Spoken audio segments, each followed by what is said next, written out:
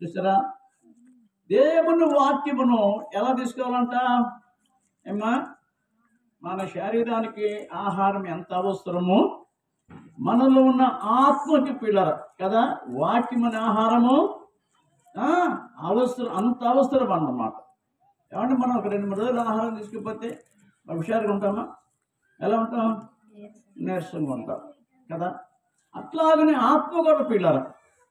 ఇప్పుడు రక్షించబడ్డవాడు కూడా క్రమంగా మందడానికి క్రమంగా కూడికలు రాపడడం గల కారణం ఏంటంటే కారణం ఏంటి? వాళ్ళకి ఎందుకు అంత నీరసం వస్తుందంటే వాళ్ళకి ఏమైనా చెప్పండి, వాక్యమైన ఆహారము వాళ్ళకి లేదన్నమాట.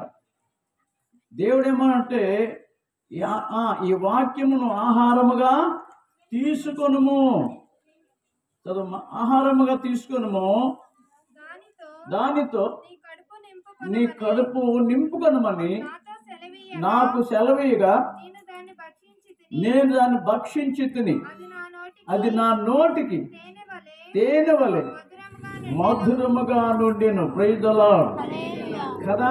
ఎలా ఉందంటమ్మా? మధురముగా ఉందంట. ఏంటది? దేవుని వాక్యము. ఆలోచించాలి పిల్లరా. దేవుని వాక్యం మనకు అలా ఉంటుందా లేక బయట మాటలు మధురంగా ఉంటాయా? దేవుని వాక్యమే గనక నిజముగా నీకు మధురంగా ఉంటే కదా నువ్వు కరెక్ట్గా దేవుని సన్నిధికి వస్తావన్నమాట కదా. అలా నువ్వు ఇంటి దగ్గర రాలేకపోతే ఉండకపోతే రాలేకపోవచ్చు ఒకవేళ కదా. ఏదైనా ఊరు వెళ్ళినా పని మీద వెళ్ళినా ఒకవేళ రాలేకపోవచ్చు అన్నమాట కదా. ప్రతిరోజు అలా ఉండదు కదా, అవునా? అంటే నీ ఆత్మకి ఏమైనా చెప్పండి, వాక్యమైన ఆహారము నీకు నీ ఆత్మకు లేదన్నమాట. అంటే నీ ఆత్మ బలహీనం అయిపోయింది అన్నమాట, నీరసిల్లిపోయింది అన్నమాట కదా. అందుకే నువ్వు దేవుని యొక్క సన్నిధి క్రమంగా తరచుగా రాలేకపోతున్నావు పిల్లలు. దేవుని బిడ్డలారా, ఇక్కడ దేవుని వాక్యాన్ని మనము రక్షించబడిన వారు అశ్రద్ధ చేయకూడదు.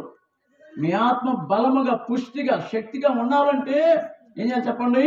దేవుని వాక్యమును ఆహారంగా తీసుకోవాలి. ఖచ్చితంగా క్రమం తప్పకుండా దేవుని వాక్యము చదవాలి. నీకు చదువు రాకపోతే వింటూ నేర్చుకోవాలి. ఏంటమ్మా? చదువు రాకపోతే దేవుని వాక్యాన్ని బాగా మనసు పెట్టి వింటూ నేర్చుకోవాలన్నమాట పిల్లలు. దేవుని వాక్యం చెబుతుంది, దేవుని వాక్యము చదువువారును వినువారును ధన్యులు అని చెబుతుంది దేవుని వాక్యం. దేవుడు చెబుతున్నాడు పిల్లలు, ఒకవేళ నీకు చదువు రాకపోవచ్చేమో, నీకు చదువు రాకపోయినా దేవుని వాక్యం నువ్వు మనస్ఫూర్తిగా వింటున్నావు కనుక నీవు కూడా ధన్యుడివే, నీవు కూడా ధన్యురాలువే అని చెప్పి దేవుడు